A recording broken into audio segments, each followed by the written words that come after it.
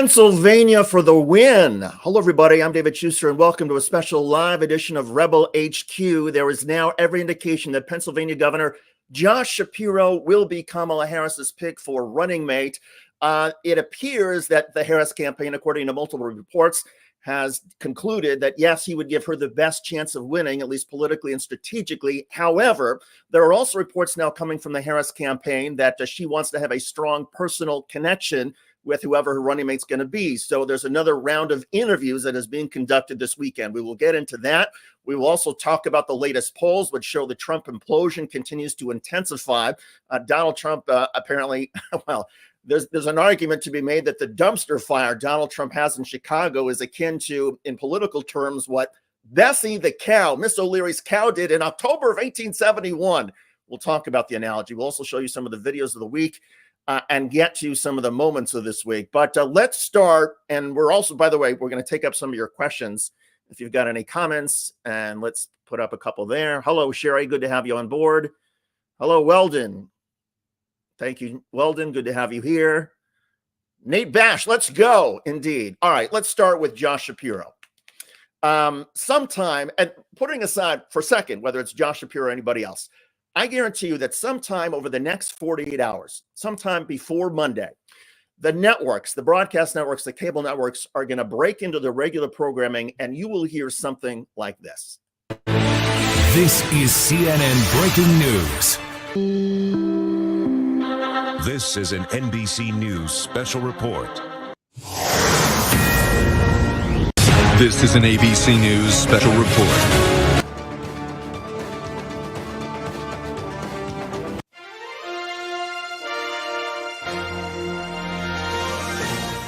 Okay, everybody's ready. And by the way, CBS News, you need to work on your breaking news stinger. That one was lame. Anyway, I guarantee you that all the network and cable news control rooms, they are ready. They have their graphics, their breaking news music and themes. They have their taped pieces on the various potential vice presidential candidates. They've got their anchors all standing by. This will be one of the biggest political news moments of the year, just as it was when Donald Trump picked J.D. Vance. Of course, the pressure on Kamala Harris is intense.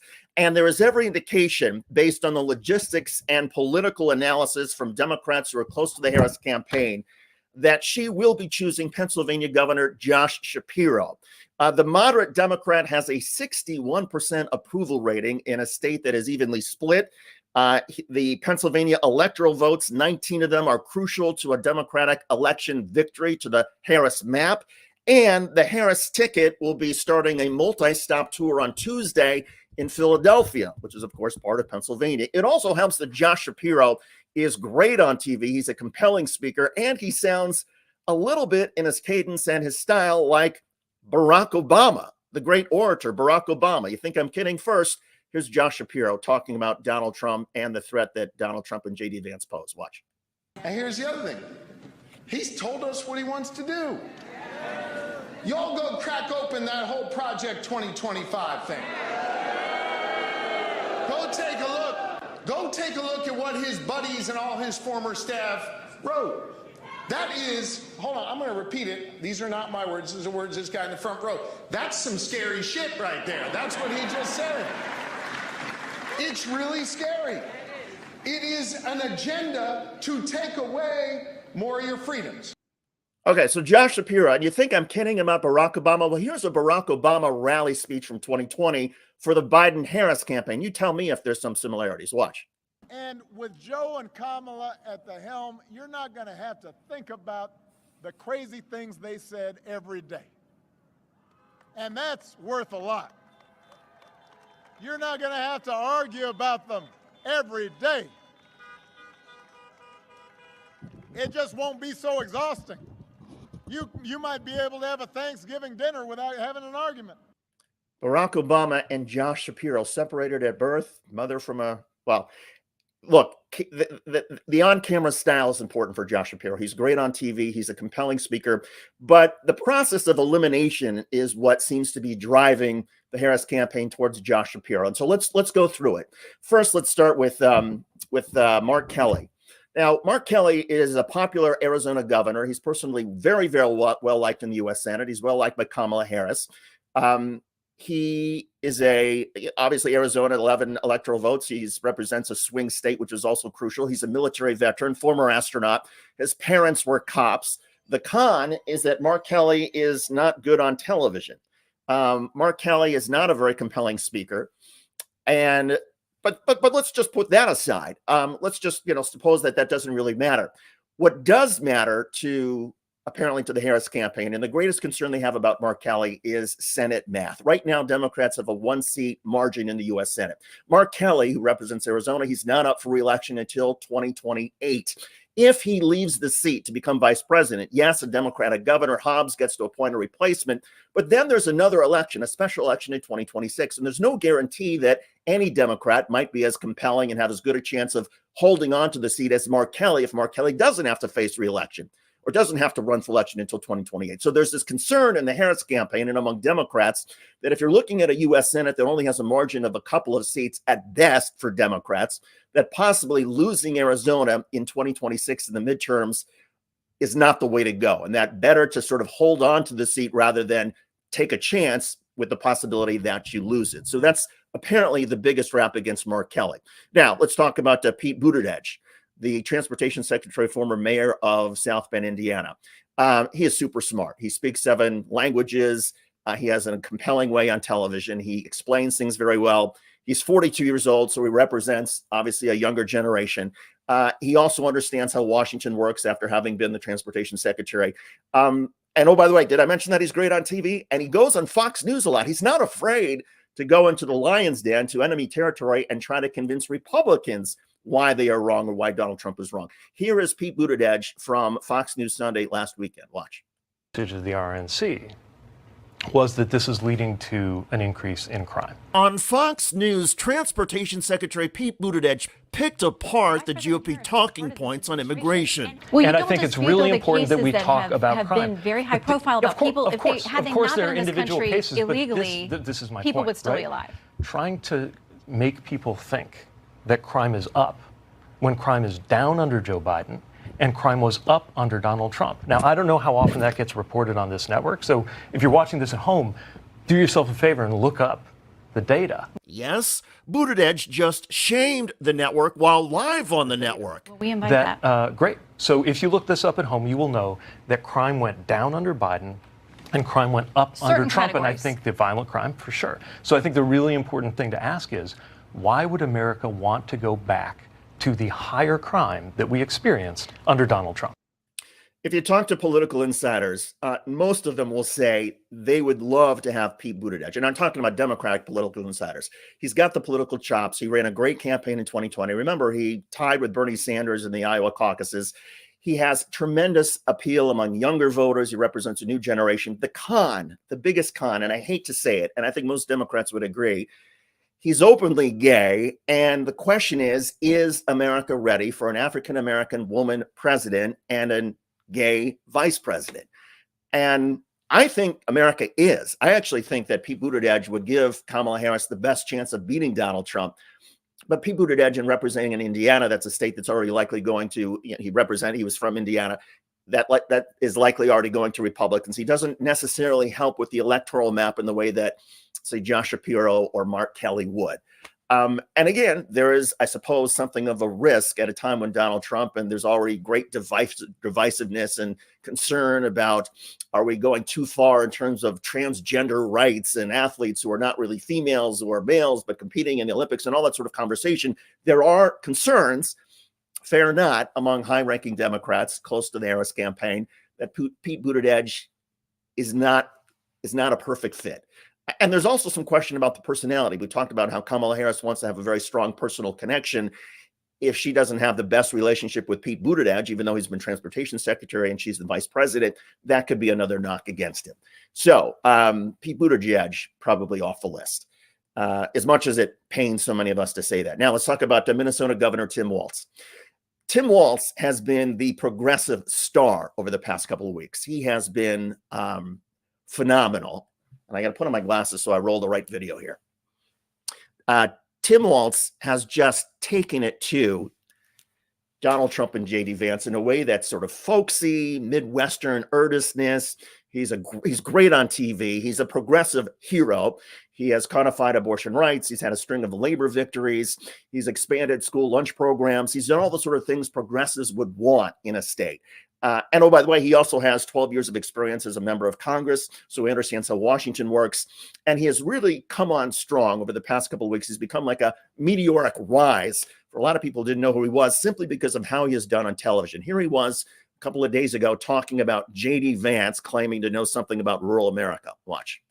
What I know is that people like J.D. Vance know nothing about small-town America. My town had 400 people in it, 24 kids in my graduating class, 12 were cousins, and he gets it all wrong. It's not about hate. It's not about collapsing in. The golden rule there is mind your own damn business. Their policies are what destroyed rural America. They've divided us. They're in our exam rooms. They're telling us what books to read. And I think what Kamala Harris knows is bringing people together around the shared values, strong public schools, strong labor unions that create the middle class, health care that's affordable and accessible. Those are the things. You look what they're talking about, they went right to division. They did not give us a plan on health care. Donald Trump talked about infrastructure. Joe Biden and Kamala Harris built bridges, built roads. So I think this is going back to the bread and butter, getting away from this division. We do not like what has happened where we can't even go to Thanksgiving dinner with our uncle because you end up in some weird fight. Weird. And by the way, that the Harris campaign picking up on the theme that Donald Trump and J.D. Vance are weird and Republicans have weird policies, that's largely because of Tim Waltz of Minnesota. He's been saying it for weeks and months, and it's been effective. And he is, as we said, he is great TV. He's a compelling spokesperson. There's some talk about if Tim Waltz is not the running mate, that he'll have some sort of role, perhaps as a labor secretary or some role in the Harris administration. And he is a terrific progressive. The question is, what does he do for you electorally? Well, Minnesota has not gone for Republicans since 1972 and Richard Nixon. So again, if you don't have Tim Waltz, you would expect Democrats are going to pick up Minnesota anyway. So how does Tim Waltz help you with the electoral map? And again, that's why you keep hearing Josh Shapiro and Mark Kelly having something of an advantage over Tim Waltz simply because of electoral math. Now let's go back to Josh Shapiro. The theory with Josh Shapiro, according to people who are close to the Harris campaign, is that the 2024 election for Democrats comes down to people who don't like Donald Trump, but may fear that Kamala Harris is too left-wing, that she's a San Francisco liberal. That's been the perception of Kamala Harris. That's been the branding that Republicans are trying to get into. So what can Kamala Harris do to try to make sure she doesn't reinforce this idea that she's too liberal to the moderates and independents who will determine this race, and sort of bring her back to the center? And that's where Josh Shapiro and Mark Kelly have an advantage. And again, with Josh Shapiro, again, the pros is he's hugely popular in Pennsylvania. Pennsylvania has 19 electoral college votes. If Democrats get those, it makes the electoral map that much easier. And again, Josh Shapiro is a former attorney general, just as Kamala Harris was. And he has an ability to reach out to Republicans and show a common humanity that does seem to be rare in politics these days. And what I mean is a lot of Democrats close to Kamala Harris were reportedly very struck by after the Trump assassination attempt, when the firefighter Corey Comportor was killed, was slain. Listen carefully to how Josh Shapiro, in about a minute and 10 seconds, provided a line of humanity between him, a Democratic governor, and the Comportor family. I want you to watch this. I lost a fellow Pennsylvanian last night, Corey Comportor. I just spoke to Corey's wife and Corey's two daughters. Corey was a girl dad. Corey was a firefighter. Corey went to church every Sunday. Corey loved his community, and most especially, Corey loved his family. Corey was an avid supporter of the former president and was so excited to be there last night with him in the community. Trump has... All right, that was a mistype on my part. My bad. Let's fix this. Corey loved his family. Corey was an avid supporter of the former president and was so excited to be there last night with him in the community. I asked Corey's wife if it would be okay for me to share that we spoke. She said yes. She also asked that I share with all of you that Corey died a hero, that Corey dove on his family to protect them last night at this rally. Corey was the very best of us. May his memory be a blessing. That was, I mean, look, it was spectacular. Not spectacular, that's not the right word. It was so authentic and heartfelt and showed that Josh Shapiro has an ability to reach people, putting aside politics, and reach them on a very deep level. Keep in mind that the Comprador family was willing to take a phone call from Democratic Governor Josh Shapiro, but they weren't willing to take a phone call from President Joe Biden. And there's nothing against President Biden. It's just that's how the family sort of felt. Well, Josh Shapiro, according to people close to the Harris campaign, they believe not only is he strong on TV, not only can he make a compelling case for Democrats in the fall, but he can also reach across to centrists, to moderates, to independent voters, and yes, to some Republicans who may be turned off by the ridicule or are not moved by the, oh, Trump is weird and JD Vance is weird and look at the weird things they're doing. And there's that great ridicule that Tim Waltz in Minnesota is putting out there. And progressives love it. And they should, because Tim Waltz is so effective on TV. But there's a feeling among people close to Kamala Harris that Josh Shapiro, yes, he can deliver the attacks, but Shapiro can also reach and get some of the centrists and moderates and independents. Now, yes, there are cons against Josh Shapiro, as many of you have been listing in some of the comments, and let's talk about them. He supported school vouchers, and there's no proof that school vouchers actually make any sort of academic difference. School vouchers are essentially an anathema to Democratic policies. He compared the student protesters who were protesting the Israel war in Gaza to the KKK. Now, Shapiro will say, well, he was talking about free speech. He wasn't saying that they were, like the KKK in policies, but that the way the universities were enabling the protesters to have hate speech on campus, that they might as well have allowed the KKK to come on campus, and the universities would never do that. But he's a staunch pro-Israel defender. He's Jewish. There's nothing wrong with that. And so there's a perception out there that he would be the opposite of what the progressives who want to stand with Palestine and stand with the Palestinians represent, and that he could therefore be divisive within the Democratic Party if he's on the ticket. What Shapiro, though, I think would put forward, and what you would see if he's actually on the ticket, and again, I think he will be, is Josh Shapiro has also been extremely critical of Israeli Prime Minister Benjamin Netanyahu. Josh Shapiro supports a two-state solution. He opposes some of the West Bank settlements. He opposes the treatment of Palestinians in Gaza. And so I think you'll see that Josh Shapiro is not as neoconservative, particularly on Israel, as the left fears he might be based on his comments criticizing the protesters who are showing sympathy with the Palestinians. And by the way, when you look at how issues ranked of concern to Democratic voters, the Israeli-Palestinian conflict was near the bottom. The Harris campaign knows this. They get that there are all sorts of ways that this election is going to be decided, and they don't think this election is going to be decided if some progressives don't like Josh Shapiro on the ticket and either decide to stay home or, hold their nose, whatever it is. They don't think that will ruin the chances of Kamala Harris becoming president. And they think that the positives of Josh Shapiro, the electoral map, the importance of Pennsylvania, far outweigh any potential negatives. So you put it all together, the political strategy, you put together the electoral map, the fact that Josh Shapiro has an attorney general background just like Kamala Harris, the similarities that they have, and, oh, by the way, the opportunity to create this image that the Democratic campaign, the Democratic ticket, is a little more to the center and not as liberal as Republicans are trying to make it seem. And that's why Josh Shapiro seems to have the edge. And, oh, by the way, logistically wise, Josh Shapiro has canceled a couple events that he had scheduled in the Hamptons, some fundraisers that were scheduled for Sunday. On Tuesday, as we pointed out, the I think 4-state, 7-stop tour, or maybe it's a 7-stop, whatever. The tour that Kamala Harris and her vice president pick are going to go on for several days starts in Philadelphia. Yes, there have been other vice presidential picks who didn't come in their home state.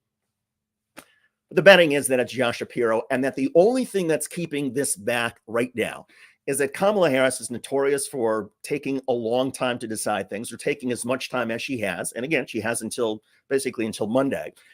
And a number of people close to Kamala Harris say it's not important It's not just important to have the winning electoral map, to have the right politics, to have the right strategy. She wants to click with whoever's going to be her running mate. She wants a strong, positive relationship, somebody that she can trust, somebody she can have the tough decisions with.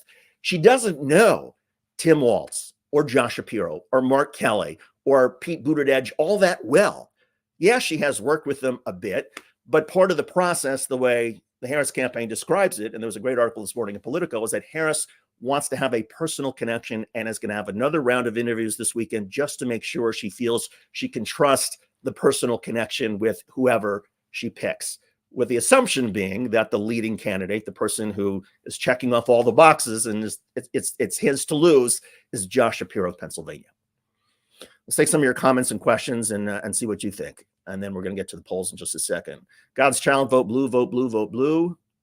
Sunday Morning News, is America ready for an adjudicated rapist felon? Well, it's Donald Trump.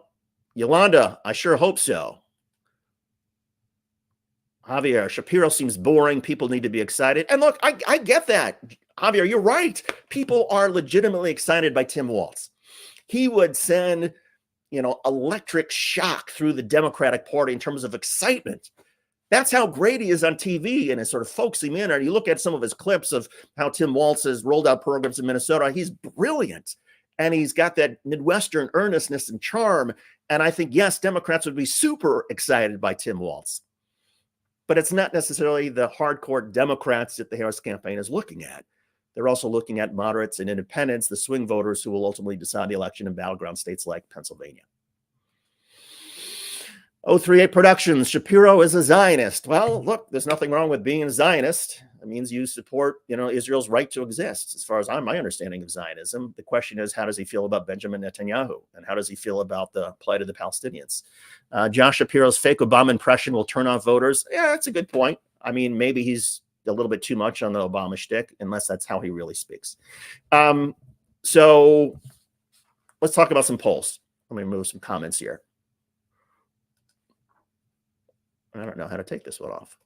Show that one. Okay. Polls. Are you ready? Here's the latest. Daily Kos, Harris, +4. The margin of error is 3. Harvard, Harris, Trump, +4. The margin of error in that poll is 2. In other words, that one's outside of the margin of error. Reuters, Ipsos, Harris +1. The margin of error is 3.5. So it could be that Harris is actually up 4.5, or she's actually down 2.5. Morning Consult, Harris +1, the margin of error in this poll, and they surveyed something like 11,000 people. So statistical significance in the Morning Consult poll. Harris +1, the margin of error is 1, so she could be up conceivably 2, or it could be even. The thing that was so interesting about these polls is they were all conducted, all of them except for one, and I think one of them was in the field the night of Donald Trump's implosion in Chicago. In other words, when Donald Trump had that horrible, horrible interview, and look, no matter what Donald Trump wants to say and what they want to say on Fox News, Donald Trump's interaction in which he questioned whether Kamala Harris is really black and was extremely defensive and couldn't answer the follow-up questions very well without getting extremely agitated. That was a disaster for Donald Trump. But it wasn't the only disaster. I want to play for you an even more recent rally that Donald Trump had in Pennsylvania. And remember, this was his first rally in Pennsylvania since Donald Trump's assassination attempt a couple of weeks ago. And Donald Trump spoke about the firefighter. We mentioned him earlier. Josh Shapiro gave the nice comments about Corey Compertor, the firefighter who was slain at the Trump rally. Well, listen to what Donald Trump said about Corey Compertor's family and wife. Watch this. But you know what? Corey's wife said, I'd rather have my husband. Isn't that good? I know a lot of wives that would not say that. I'm sorry. That's a joke. Donald Trump is making a joke about a man who lost his life a couple of weeks ago and that his wife would have rather had him back. And Donald Trump knows a lot of wives who would not say that. That may be true. Donald Trump may be speaking the truth. There may be some women who, would be fine if their husbands got killed. But this is not the time. Donald Trump is not the time. This is not the time, and this is not the place to be making jokes. Donald Trump, at his rally, a man lost his life, and now that becomes something of a of a punchline. Invoking his wife becomes a punchline for Donald Trump's sense of humor. That's just sick. And that's just, I mean, to me, that's just wrong. And some of this was missed this week because Donald Trump was, getting hammered for what happened in Chicago. But again, just when you think Donald Trump can't get any more grotesque, he does. And the audience laughs along with him. Would not say that. But no, it's a great family. He was a great man. He was a brave man. He saw what was happening and he jumped. All right, so Donald Trump brings it back. Says, yeah, he's a great man, and perhaps realizes that maybe his joke went too far. But that was, I mean, come on. That's just sick and wrong. And I can't understand why somebody would think that is something funny, and why you make a joke at this point, and why do people laugh? I don't get it. Now let's talk about the NABJ convention, National Association of Black Journalists. A lot of Republicans and the Trump campaign thought that Donald Trump would get some credit by going to the National Association of Black Journalists convention in Chicago. And apparently, according to the NABJ president, the latest reporting is that it was held up for 30 minutes. It was delayed by 30 minutes because Donald Trump did not want the panelists to be fact-checking him, to be checking him on the truth as he was making his remarks. So there was a back and forth. Finally, Trump agrees to sit down. And not only is he defensive from the beginning, but he is asked by Rachel Scott, who's a reporter for ABC News. And by the way, Rachel Scott ought to be moderating any presidential debate if there is another one. Rachel Scott asked Donald Trump about the claim that's been made by congressional Republicans that Kamala Harris is a DEI hire, that somehow she only became vice president because of diversity, equity, and inclusion. And Donald Trump then suggests that maybe Harris is not really black. Watch this. On to other questions here.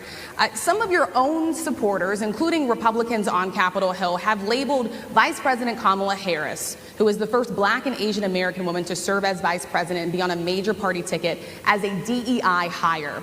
Is that acceptable language to you? And will you tell those Republicans and those supporters to stop it? How do you define DEI? Go ahead.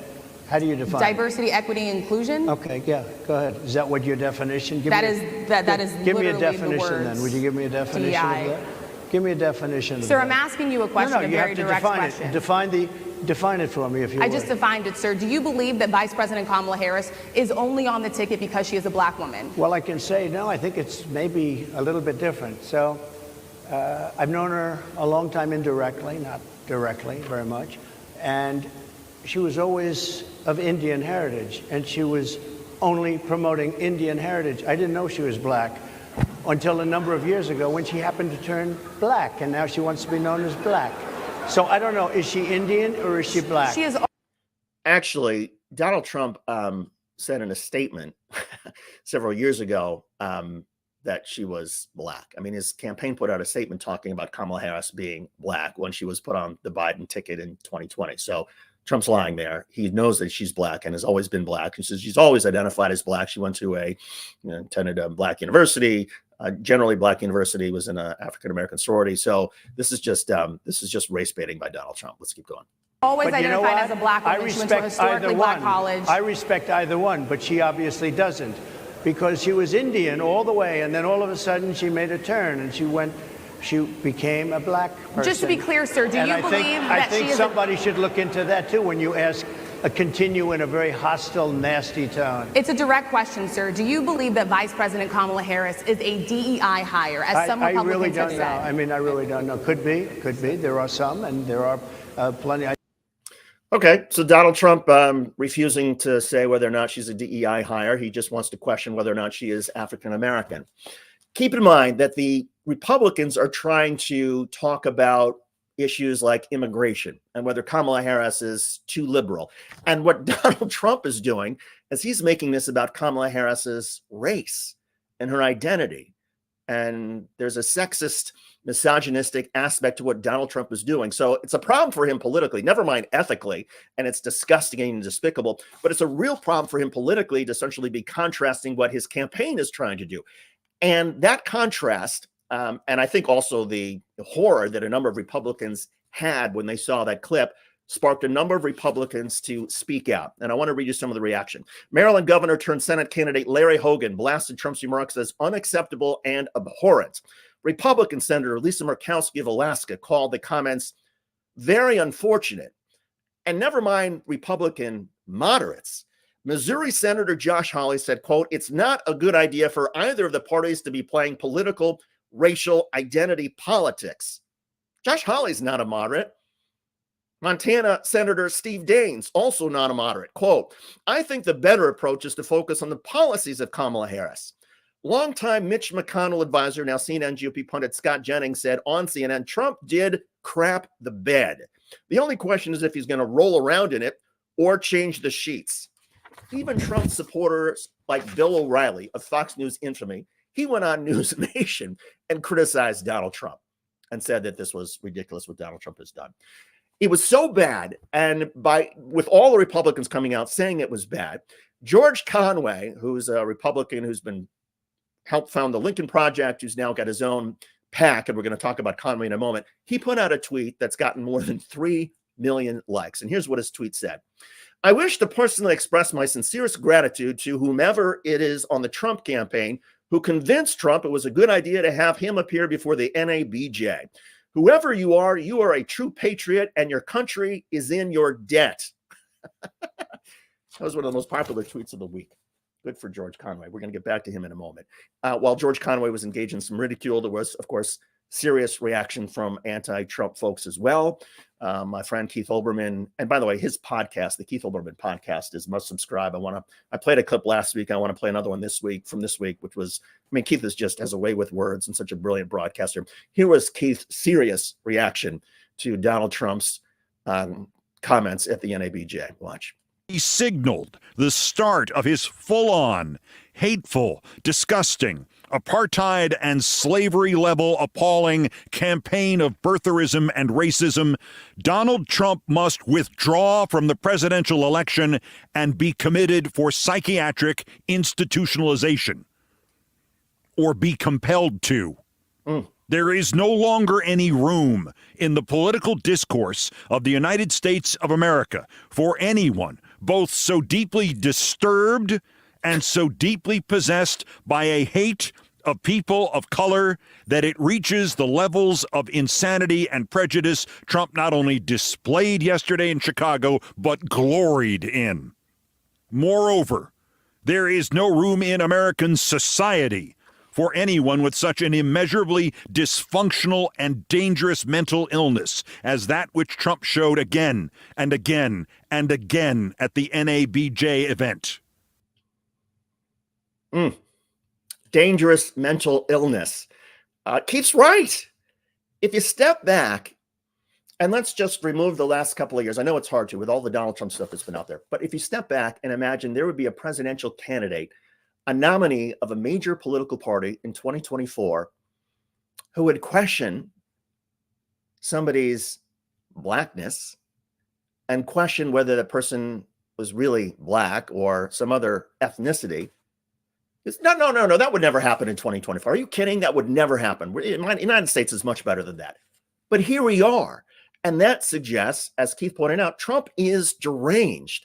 He's a lunatic, whether he's doing this on purpose for race baiting and to try to somehow rev up his far-right Republican base, or whether he really thinks that Kamala Harris is trying to have it both ways and trying to claim to be African-American, but really not be African-American. Well, if that was Trump's point, if Trump's point was that she's appealing to whichever audience she speaks to, which is what a lot of politicians do, Trump could have said, hey, she tends to sort of say, she tends to please whatever the audience is that's in front of her, and she doesn't have any core principles. Okay, we can have that argument, but to suggest that Kamala Harris is not really black, that's crazy. That's insanity. And the idea that Donald Trump is a Republican presidential nominee, he has an entire major political party that has made him the nominee. And you could have predicted this racism, by the way. That just goes to show how diseased and how poisonous the Republican Party has become, never mind Donald Trump. We've talked about, a lot of people reacted to Donald Trump calling it a dumpster fire. Even Republicans said it was a disaster. It's interesting that this happened in Chicago because some of us, when we were kids, grew up, particularly from the Midwest. I grew up in Indiana, learning about the Great Chicago Fire from October of 1871. And the theory went, the way the story went is that Mrs. O'Leary, who lived on DeKalvin Street in Chicago. She had a barn, and her cow, Bessie, knocked over a lantern, which started a fire, and it ended up burning down 2,000 acres, 3 square miles, $200 million in damage in 1871. Yes, a lot of the structures in Chicago were made of wood, so it had been a dry summer, so maybe this was waiting to happen anyway. But people always talk about, when you talk about the most epic fires in Chicago history, you now have Mrs. O'Leary's cow and Donald Trump's political dumpster fire. That's how significant in the political world Donald Trump is at a time when his campaign is struggling. When the polls show that momentum is surging Kamala Harris, Donald Trump goes and plays the race card? Are you kidding me? That is crazy. And it's hurting the Trump campaign, and it's turning off a lot of moderates and independents, as all the polling shows. And by the way, the polls were showing this even before this event happened, because most of the polls were in the field before Donald Trump had his dumpster fire in Chicago. Let's get to a few more of your comments. Mayor Pete would be great, but I'm afraid America is not ready for a gay vice president. I hear you. I think he would be great. Diz, I gave Trump a clean slate. It's dirty now. Look, I think a lot of Americans gave Trump a second chance this time around and thought, okay, is it possible Donald Trump is eventually going to disavow his actions that led to January 6th? Is it possible Donald Trump would sort of tack away from the far right and back to the middle and say, you know, we've gone too far in abortion? I think there were some legitimate fears among Democrats that if Donald Trump became more of a moderate candidate, more of a rational candidate, and you combine that with his incredible charisma and television presence, he would be unbeatable. But Donald Trump continues to traffic in hate and division and racism. When he talks about we want to make America great again, Donald Trump refers to, I think Donald Trump means a time when African Americans, minorities, women, LGBTQ plus, the disabled were not considered people or full people. And that the only citizens who had full people status were white men. That's where I think Donald Trump wants to take America back to. Now, maybe that's extreme, and maybe he's talking about a time when there was pride in America and we all got along better. But a lot of us, when you hear the racism, when you hear the bigotry, when you hear the misogyny, he's an adjudicated rapist, by the way. When you put it all together, you get the sense that, well, Donald Trump wants to take America back to a time when women and others, African Americans, were less than people. But white men, they were totally people, regardless of their attitude. So anyway, I want to show you one of my favorite ads of the week. We mentioned George Conway a little bit short time ago. George Conway, who helped fund the Lincoln Project and then broke away from them, he started a PAC called psychopac.org with the idea of trying to educate people about Donald Trump's mental illness. And he started this a couple weeks ago with some of his hundreds of thousands of dollars of his own money. They just put up their first television ad this week, and they're running it in Bedminster, New Jersey, home of the Trump Golf Club there, and also Palm Beach, Florida, home of Mar-a-Lago. They're putting it on Fox News and the Golf Channel and ESPN. Those are the channels that are broadcast in the clubhouse and in dining rooms at the Trump golf resorts. And they surprised, I think, a lot of people with this ad, and it may have surprised some of Trump's resort guests who are watching. And suddenly this ad comes on, and you can imagine the reaction from Donald Trump when he hears about this. Anyway, here's the ad that suddenly popped up on Fox News, ESPN, and the Golf Channel, which were being broadcast in Donald Trump's resorts in New Jersey and Florida. Watch this. Ever been right in the head. The late, great Hannibal Lecter. Start from the beginning. Donald Trump has never, ever been right in the head. The late, great Hannibal Lecter. He's a wonderful man. An enormous, really an enormous. And then they announced there was no buys, no. Take a look at the oranges of the investigation. Venezuela, if you have a windmill anywhere near your house, they say the noise causes cancer. I don't know what I said. They have voter ID. They have ID on everything. You buy a loaf of bread, you have ID. The first non-incumbent. The kidney has a very special place in the heart. We appreciate it very much, Tim Apple. Injection inside or almost a cleaner. That an illegal ad. Learn more at psychopac.org. Anti-Psychopath PAC Inc. is responsible for the content of this advertising. All right, so imagine you're sitting in the Mar-a-Lago Golf Club. maybe in the dining room, maybe in the pro shop, and you're watching the Golf Channel or ESPN or Fox News, and suddenly that ad pops up. Whoa, my goodness. And suddenly word gets back to Donald Trump. Again, can you imagine his reaction that ad played in his golf club, the dining room, the pro shop in New Jersey or Florida? Because the cable system, the ad was bought by George Conway. And by the way, he got it on Fox News, local cable systems. The explosion must have been epic. And so kudos to George Conway for the ridicule. And look, that ad makes a lot of fun of Donald Trump and points out that Donald Trump slurs his speech. Donald Trump has cognitive impairment. Donald Trump has bad judgment. And George Conway is doing this in part to get a rise, to get under Donald Trump's skin. And what did Donald Trump do? Instead of ignoring it, Donald Trump went on True Social and blasted George Conway, which only had the effect of giving even more attention to the ad. A lot of people might not have even heard about the ad and the ad placement had it not been for Donald Trump going on True Social and blasting it and elevating the prominence. A lot of people would tell you in politics, you never hit down. You don't hit down. Well, by Donald Trump hitting down at George Conway, he did exactly what George Conway and the Psycho PAC wanted.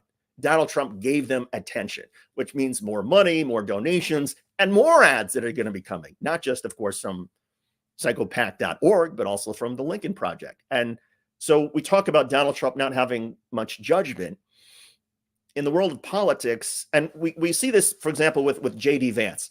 When J.D. Vance was criticized for, he made some comment about, Mountain Dew and the governor of Kentucky, Andy Beshear, who, by the way, is another one of these candidates who at least has been under some consideration by Kamala Harris to be running mate. When Andy Beshear, the governor of Kentucky, went after and sort of mocked J.D. Vance for the Mountain Dew slip up. J.D. Vance is a vice presidential candidate now. He's Donald Trump's running mate. What does J.D. Vance do? He should have just ignored it. Don't draw attention to it. No, he actually puts out a statement criticizing Governor Beshear, hitting down, drawing even more attention to the snafu, to the Mountain Dew hiccup, and showing that even J.D. Vance is thin-skinned, just like Donald Trump. You're not supposed to do that if you're a successful politician. You don't hit down. You have to take the slings and the arrows, unless they're coming from somebody who's equal or above you. Then a fight is worth your time and worth the mud. But punching down? Let's go to a few more of your comments, and then I'm going to pull up a couple other things. Nola Parker, Trump 2024. Nola, I would love to understand why. Why Trump 2024? Okay, another one from Nola Parker. Chocolate Thunder, Kamala Harris. Gary, skateboarding Trump 2024. Look, we don't discriminate. People can have whatever sort of views they want. I would love just to put some of you on live and try to understand what is it you're thinking. Gravy is trying the Trump tactic of repeating the lie so many times that some people start to believe it. We've heard that several times from Donald Trump claiming that somehow Democrats want to change and cut Social Security. What? Or Donald Trump claiming that his economy was the best economy ever, best economy in U.S. history. When the Labor Department points out that, well, under Joe Biden's first 3.5 years in office, 3 years in office, the Biden economy created 16 million jobs. Under Donald Trump's first 3 years in office, and we're only using the first three because, jobs went out the window during COVID, and that would be unfair to blame Donald Trump for the loss in jobs, although you could. But under Donald Trump's first 3 years, 6.8 million jobs were created. You tell me which is better, 16 million jobs or 6.8 million jobs?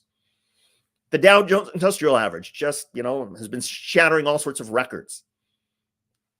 Is it better to have a Dow that's at 40,000 or a Dow Jones Industrial Average that's at 31,000? I mean, you tell me. But there's Donald Trump claiming, well, the economy was better. Well, if you're talking about inflation, and Donald Trump claims, oh, this is the worst inflation we've ever had in the history of the United States. Joe Biden sparked the worst inflation ever. No, the worst inflation in U.S. history is up about 27%. There was a period a couple of years ago when inflation was at 9%, and now it's down to 3%, and it's falling. But when you lie, as Donald Trump does, it becomes very hard to take him seriously and to attach any credibility to anything he says. I'm not quite sure how the Trumpsters get around that, but be curious to hear from them here. Don the Trader, hear you. Lucy, Donnie's the oldest man ever nominated for president. Great point. And this is coming back to haunt Donald Trump because when you're talking about a generational gap, It's now Kamala Harris who has the young energy and sort of spirit. And it's Donald Trump who's old and confused and seems feeble at times and slurs his speech and often doesn't make any sense on top of lying about things. I want to pull up something. I have to put my glasses on for this. I want to pull up a video. We're almost here at the end, and I appreciate 3,176 people who are watching this. I appreciate everybody who's doing this. I want to present to you what I thought was the most inspiring image of the week. And some of you, if you didn't see it late Thursday night, let's put it up. Here it is.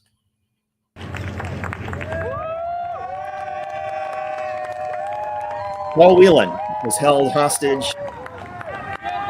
Evan Gershkovich, Wall Street Journal reporter, was taken hostage a year and a half ago. With Kamala Harris. This is at Joint Base Andrews after the Biden-Harris administration negotiated with 7 U.S. allies in order to make the largest prisoner swap deal since the Cold War.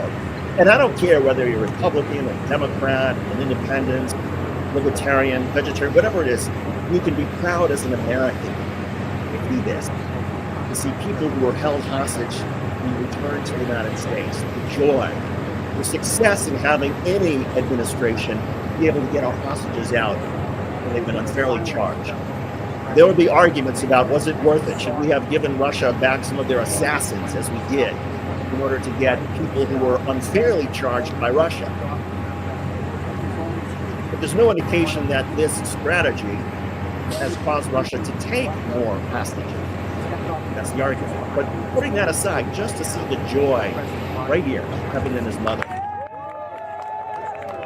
How can you not be moved by this? How can you not take great satisfaction and say, this is America at its finest? We don't leave our citizens behind. We don't let them rot in jail. We don't forget about them. Amazing. That happened late Thursday night. And congratulations to the Gershkovich family, Paul Whelan, his family, and also to the president, Vice President Harris, and all of the diplomats who put this together and were able to convince Russia and NATO allies to make some very tough decisions in order to go along with this. It shows our common humanity and what we stand for in America, regardless of your political views. So that may be the image of the week. I am ready now for the reminder of the week. Are you ready for this? All right, this is going to be another one where I have to pull it up. So anybody want to guess the... let's put up the video file. We are now in the month of August. So what happens, folks, in the month of August? What is one of the great things that happens in the month of August? Let's see. Oh, if I don't have this pulled up, let's see. Schuster, where is this? No. Believe me, this is worth the wait, and this is worth my not being able to pull it up so quickly. Oh, did I not pull it up? One more time.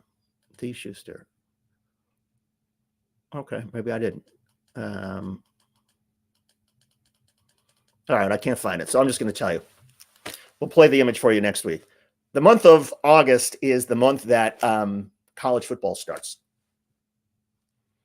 Now, as some of you may know, and you'll recognize from that, I am a proud Michigan Wolverine. Michigan football starts in 4 weeks. College football, I think, is great. And the video that I was going to show you, and we'll save it for next week. You know what? I'm not even going to talk about it. It'll still work for next week. The point was that when you find something that you love, when you find joy, when you can celebrate your joy and love in a community, that's what life is all about. And I'm going to underscore that for you with a video I'm going to definitely load for next week, and I'll have it for you. But it gets to, I guess, sort of the image that we also just showed with Paul Whelan and also Evan Gershkovich. They love being, Whelan loved being a Marine. Gershkovich loved being a reporter. When Gershkovich was told that he was being released, he asked his captors, okay, but before I go, can I get an interview with Vladimir Putin? I have some questions for him. That's what drives this Wall Street Journal reporter. That's what he's passionate about, is getting information, asking tough questions, even of people who have jailed him. That's his passion, and it comes shining through. And I think that's something that has sustained him and sustained his family.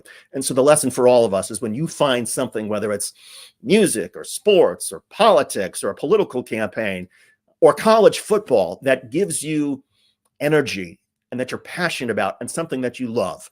And you can celebrate that love with other like-minded folks. There's nothing better. And that's what makes life worthwhile, is love and sharing that with a community. So with that, we will end this broadcast. Thanks to 4,000 people who have now been watching this. I appreciate everybody joining us. Be ready for the Kamala Harris news coming this weekend. We will do another live Breaking Rebel HQ the moment that it happens, the moment that it's official. Mark my words, though, it's going to be Josh Shapiro. I'm telling you, the Pennsylvania governor is going to be Kamala Harris's running mate. Every indication that way. All he has to do is have a good interview with Harris this weekend, and he is the one. We'll see. I appreciate you watching us live on Rebel HQ. I'm David Schuster. Be sure to check out all of our videos, all of our content across the TYT channels. Have a great weekend, everybody. Thanks for joining us.